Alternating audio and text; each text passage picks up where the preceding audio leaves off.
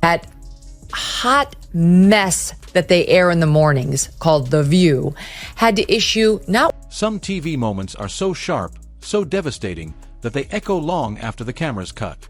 And when Bill Maher and Megyn Kelly decided to team up and go after The View hosts, it wasn't just another political squabble. It was a full-blown cultural takedown. If you were looking for fireworks, sarcasm, brutal honesty, and no-holds-barred truth bombs, this was the moment you couldn't afford to miss. It all started with The View spiraling, again. The hosts issued not one, not two, but 4 legal corrections after blundering their way through discussions they clearly weren't ready to have. It was embarrassing enough on its own. But once Bill Maher and Megyn Kelly caught wind of it, the real show began. Bill Maher has always been a provocateur, but this time, he wasn't aiming vaguely at woke culture or fringe politics. He took direct aim at The View, and he didn't miss. For Maher, The View represents everything wrong with today's political discourse. A smug echo chamber where dissent is crushed and complexity is traded for cheap applause. Maher's method is like verbal dodgeball with a brick, sharp, fast, and devastating. I'm not going to defend Donald Trump ever, but I would never say that we should put... He called out The View's tendency to present a single, correct opinion and ridicule anyone who dared to deviate. In Maher's words, America wasn't supposed to be about one true opinion. It was supposed to be about diverse thought, about uncomfortable conversations that didn't end in cancellation. But The View. It had become a performance. Maher didn't even need to elaborate. Viewers knew exactly what he meant. The nervous laughs, the circular debates, the faux intellectualism wrapped in moral superiority. He was ripping the curtain off a show that had long lost touch with the real world. And the targets were obvious. First up, Joy Behar. Maher roasted her tendency to regurgitate the same predictable talking points day after day. Joy's career, he said, was built on being loud, wrong, and proudly uninformed. She was, in his view, the queen of knee-jerk hot takes, all noise, no depth. Watching Joy debate was like watching a game where the rules were made up and facts didn't matter. Then came Whoopi Goldberg. If Joy was annoying, Whoopi was dangerous. Tells people that you go along with this. So you might as well just put a swastika on the hat. Don't do that. Pretending to be the voice of wisdom while pushing half-baked, outdated opinions. Maher called her out with brutal precision. To him, Whoopi was less a thoughtful commentator and more an exhausted act, the kind who interrupts conversations not to contribute new ideas, but to lecture others with the same worn-out moral outrage. Maher's sarcasm dripped off every word, leaving no doubt The View's self-appointed wise woman wasn't fooling anyone. Meanwhile, Sunny Hostin, always ready to escalate the absurdity, handed Maher and Kelly the ultimate ammunition. She compared January 6th to atrocities like the Holocaust and slavery, framing it as one of the worst events in American history.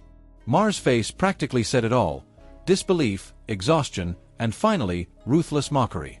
Sunny's lack of historical perspective wasn't just ignorant, it was insulting. But Maher wasn't alone. Megyn Kelly entered the scene like a wrecking ball with a law degree. While Maher delivered sarcasm, Kelly delivered lethal precision. She eviscerated Sunny Hostin and Ana Navarro for their hypocrisy, their elitism, and their endless moral posturing. Kelly pointed out what millions of Americans had been thinking. These women weren't representing working-class Americans. They're disgusting. She's Ana Navarro in your wildest imagination. You could never solo host a show. You will only... They were speaking from inside a media bubble, scolding everyone who didn't mirror their carefully curated worldview. They weren't standing for justice, they were protecting their relevance. Ana Navarro didn't escape either. Kelly savagely remarked that Navarro could never solo host a show because she lacked the charisma, intellect, and vision. Her career, Kelly said, was built entirely on being part of an ensemble. Never the leader, never the innovator. It was a burn so sharp that you could almost feel the studio temperature drop. Throughout the segment, clips of The View were played back, highlighting the chaos, the contradictions, the endless parade of half apologies and corrections. Kelly and Maher didn't even need to exaggerate. The View's own footage was damning enough. The irony wasn't lost on anyone. Here were women with massive platforms, multi-million-dollar contracts, and armies of publicists positioning themselves as victims, all while mocking half of America. Maher's attack didn't just land because it was funny. It landed because it was true. And that's why it hurt. He made one thing clear: you can't claim to be a champion of tolerance while silencing anyone who disagrees.